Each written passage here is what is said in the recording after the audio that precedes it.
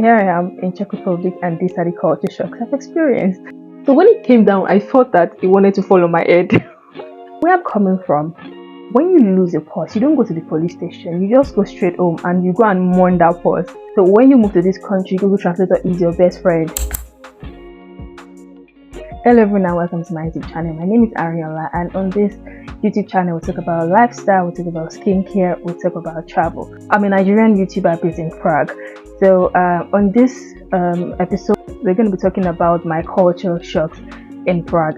This is also to welcome everyone that is new here. From my last post to now, I actually saw a huge number of growth, huge or little, but it's huge to me.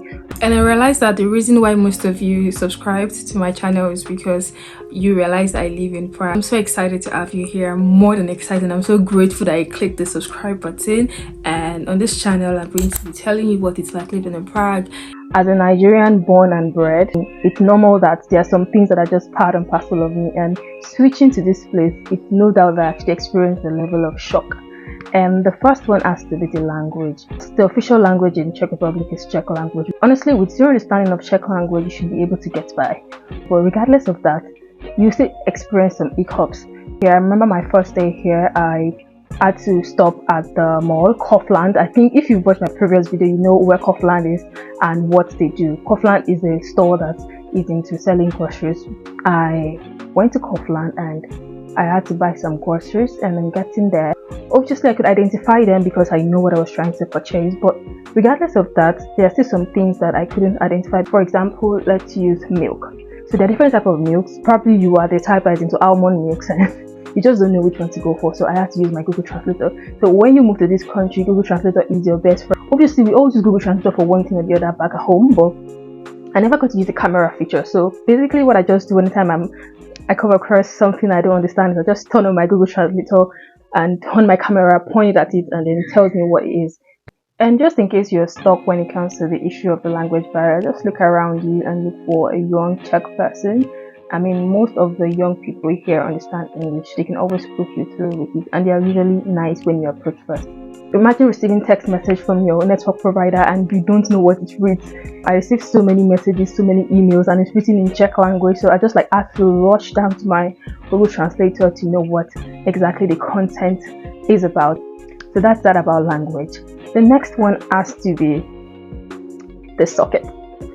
Of course, if you pay good attention to it, you might know, but if you don't know, the socket type is different all over the world. It's different in Canada, it's different in the UK, it's different in Nigeria, and it's also very different in the EU. Czech Republic is a part of the EU, so it's really different. That's the first shock.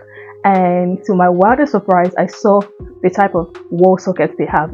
This is my first time seeing this type of wall socket. For context, this is what the type of adapter we use. This is what it looks like. That about electricity. So when I got here, I had to go get something that was like this that could match with what I was bringing from Nigeria as well. Case closed. Next on the line has to be the window. Well, the first time I got here and I tried to open the windows, I feel like it was going to fall on my head, or I already spoiled it. So this is how the window works here. Then it comes this way, opens like this, and then so when it came down, I thought that it wanted to fall on my head. And then you do this, and then it opened this way. Simple, right? But it was a surprise to me. And that was quite interesting as well. And it makes a lot of sense for winter. I mean, for all seasons. So the next one on the line has to be transport system. For the transport system, I love this system so much. I would say it's the best in the world. So once you buy your bus ticket for a year, which is very affordable as well, you can, I think I buy mine for less than 4,000 Czech crowns, which is, okay, I'm going to put what that is in euros on the screen so you can know how affordable it is. So I buy that and I use that for a year. Whenever I'm using the metro, the bus, the tram, within Prague, but it's absolutely catered for once I've paid my subscription. And I think it's also 120 Czech crowns per day, which is just perfect and seamless for me. I mean, anytime I go to any country that is not Czech Republic and I have to use a transport system, I'm always somehow complaining and never satisfied because I'm just so spoiled here. The next one after this has to be the level of security. I'll just use two stories, personal experiences, to explain this. So there was this day that I lost my purse, and the purse had really important document, and when I lost it, I called my friend, and my friend was like, oh Tayo, you know what, just go to the police station. You know where I'm coming from, when you lose a purse, you don't go to the police station, you just go straight home and you go and mourn that purse. So when he said go to the police station, it sounded awkward to me. I was like, okay, no problem. Then I went. Then on getting there, the reception I got, the policeman I met on duty, he was like, oh, what happened? I told him. He understood English very well, and I was like, oh, that's fine, don't worry, you're going to get your purse back. That it's probably just that if you have money in it, you might not find your money, or you definitely get it back as long as it has your ID. I'm like, we called the translator. In no time, the translator came there. Then she took my statement. She told me to explain where I've been and all of that. They opened the case file for me. They took my pictures. And I mean, I was just so impressed. You know, I felt safe. I felt like if somebody wronged me in this community, I have somewhere to report to. But just having someone of authority even listen to you, it means something. So I was like, that's good.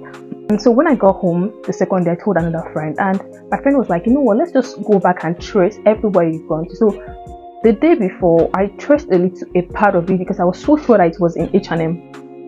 Unfortunately, it wasn't. So my friend told me that we should trace everywhere, step by step, from the last place I saw it. Then we entered into one of the stores and we spoke with the store manager. And immediately, oh, let me go check. And she checked and she brought it out. And I saw my purse. And it had every penny in it intact. And I was just like, wow. Like, it had my ID card, my money, down to my coin. Everything was intact. I mean, I love this city, but it blew my mind away one more time, And that's just the level of safety you get here. You could misplace your stuff and still have hope that it's coming back to you. And then the second one was, there was this time I was really into my fit farm thing, I was jogging, I was eating right. And that night I had a bath. It was late in the night. And then I felt really heavy. I took a jog out. That was around 10 p.m. Something just came to my head and I was like, oh my goodness, this is me. Like, I'm jogging around here and I don't feel like someone is going to stab me from behind. Someone is going to kidnap me at this time of the night. No one was questioning me. No one was, looking at me anyhow. And I felt so safe. And there are days that I have been in this country that, probably I'm coming back from the airport, the train station, really late in the night, and I'm not worried. This country makes me feel so secure that I feel like there's no time of the day that I cannot step out of my house. If I'm not stepping out of my house at a particular time of the day, it's not for security. It's for so many reasons, and security is not even anywhere close to it. So when you talk about security, Czech Republic is safe. And I love this city for that. The next one has to be the level of conservativeness of the Czech people. Oh my goodness. Czech people are so conservative. Like, if they don't have any reason to interact with you, they want to interact with you. And if this is not them being rude or uptight or whatnot, they're just conservative people, very, very conservative people. They just want to go about their business. Even at the store, if you're trying to buy groceries, they'll just sell it to you. Go. They don't really want to get into a conversation with you. And if some of them do, by the time you have the conversation, you realize why. It's probably people that have lived in the United States before, that have actually gone out of Europe and they've mixed with so many people. But a native Czech person is extremely conservative. Then beer. Sorry, this is like the last one in this, but beer is really cheap here in Czech Republic, and I'm sorry, but I'm not in the best position to give you more insight about this. This is something I know, and it's something I read. I don't take beer, and I've never bought beer in Czech Republic. I'm so sorry, but they said beer is so cheap, and it's even cheaper than water here. So if you're a beer lover, I think this is a very great place for you to be. I mean, you don't have to spend your hard-earned money on beer because it's extremely cheap. The last one is food. So I am someone that is extremely adventurous. I really, really love to explore food, to explore culture, without holding back. Yes. So when I got here, I tried to try the Czech food, and I tried goulash. So this is how I came across goulash. I went out and I missed my way, so I was very hungry, and I looked around me. I saw this restaurant. It was in a show glass, and I saw something that looks like yam. Yam is a native food in Nigeria, from a tuber that grows in the tropics. I wanted this yam. Also, the language barrier, so I couldn't communicate to ask what it was made of. all I saw was an image that I liked, and that was it. So I was stuffed, and when I had the bite of the goulash bread, I think goulash is the stew. I mean, I couldn't just bother with it. But I spoke with some of my friends, and they said, "Oh, goulash is really nice, and that's one of like top Czech food." And I'm like, no, I don't think I like it. Well, if you are Czech, if you're watching, if you live in Czech Republic, and you have any Czech dish that you think I should try out, I am more than ready and happy to try it out. So I was expecting your suggestions. So right now I'm just glued to my African food, my normal gari, eba, fufu, semo, rice and stew, the things we eat in Nigeria. That's what I'm just glued with eating. And of course, it's even very, very much available in almost every store and equally affordable.